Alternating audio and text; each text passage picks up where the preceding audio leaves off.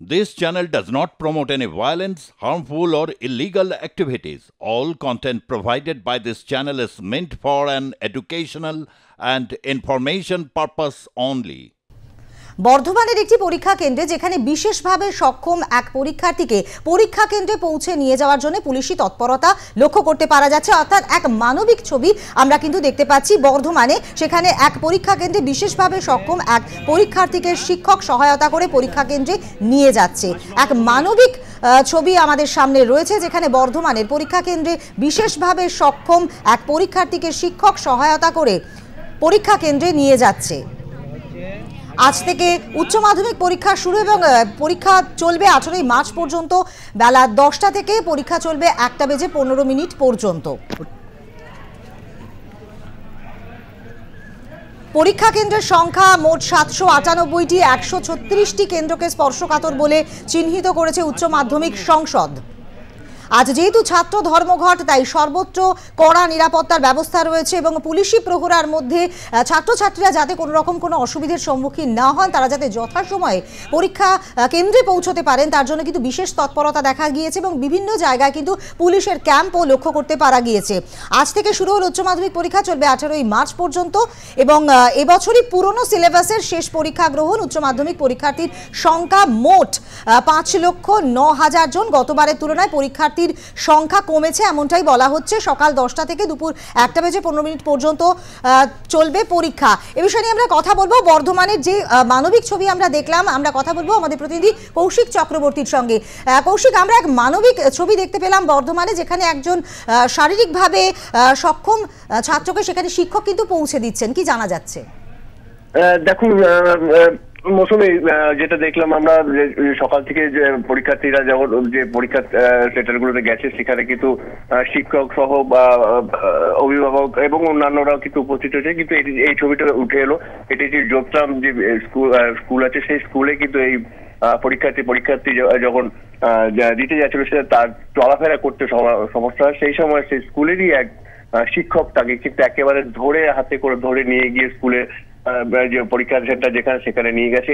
এই চিত্র দেখে কিন্তু সবাই কিন্তু বিষয় শিক্ষকের যে এই মানবিকতাকে দেখে কিন্তু সবাই প্রশংসা করছে যে এই যে ছেলেটি মানে ঠিক মতো চলতে পারছে না, তাকে নিয়ে গিয়ে পরীক্ষা সেন্টারে নিয়েছে। এটি কিন্তু সকলেই কিন্তু শিক্ষকের একটা মানবিক দৃষ্টান্ত। কৌশিক, আরেকটা বিষয় জানতে চাইবো, সামগ্রিকভাবে কি ছবি দেখা যাচ্ছে, কতটা নিরাপত্তার ছবি রয়েছে এবং সেখানে ছাত্র ধর্মঘটের কোনো প্রভাব কি পড়েছে? দেখো, এই ধর্মঘটের প্রভাব কিন্তু কোথাও পড়েনি। চারিদিকে কিন্তু যারা ছাত্ররা আছে তারা কিন্তু সকাল থেকে একেবারে নিশ্চিন্তে পরীক্ষা দিতে যাচ্ছে। বিভিন্ন জায়গায় পূর্ব বর্ধমান জেলা এবং শহরের, বিশেষ করে বর্ধমান শহরের বিভিন্ন প্রান্তে পুলিশ সহায়তা কেন্দ্র করেছে। সেখানে তাদেরকে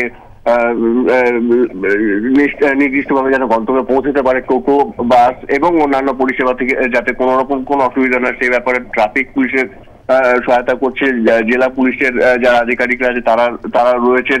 একই সাথে কিন্তু বেশ কিছু যে সংগঠন আছে, তাদের কর্মী সমর্থকরাও কিন্তু এই ছাত্রদের সহায়তা করছেন।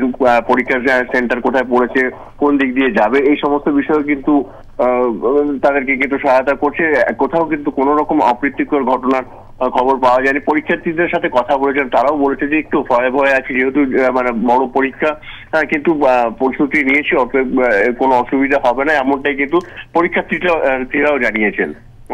একেবারে তাই। ধন্যবাদ কৌশিক।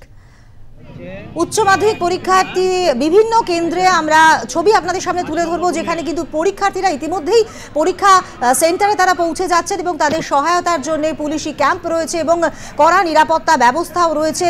মোবাইল হাতে করে কোনো ছাত্রছাত্রীকে বা স্মার্ট ওয়াচ পরে যদি কোনো ছাত্রছাত্রীকে দেখা যায়, তাহলে সেক্ষেত্রে তার পরীক্ষা বাতিলের কথাও কিন্তু জানানো হয়েছে সংসদের তরফ থেকে। সুতরাং পরীক্ষা কেন্দ্র গোটা রাজ্যে পরীক্ষার্থীর সংখ্যা যে সংখ্যার কথা জানা যাচ্ছে সেটা 5,09,000 জন এবং গতবারের তুলনায় পরীক্ষার্থীর সংখ্যা অনেকটাই কমেছে এমনটাই কিন্তু বলা হচ্ছে এবং সকাল 10টা থেকে ইতিমধ্যেই কিন্তু পরীক্ষা শুরু হয়ে গিয়েছে, চলবে দুপুর 1:15 পর্যন্ত। পরীক্ষা কেন্দ্রের সংখ্যা 798টি এবং 136টি কেন্দ্রকে স্পর্শকাতর বলে চিহ্নিত করেছে উচ্চ মাধ্যমিক সংসদ।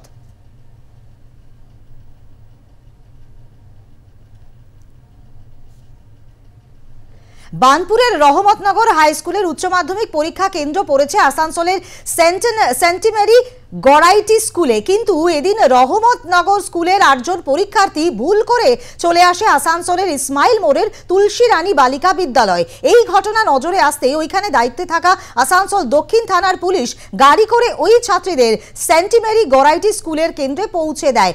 যে খবরে আমরা এই মুহূর্তে চোখ রাখছি, বানপুরের রহমতনগর হাই স্কুলের উচ্চ মাধ্যমিক পরীক্ষা কেন্দ্র পড়েছে আসানসোলের সেন্টিমেরি গড়াইটি স্কুলে।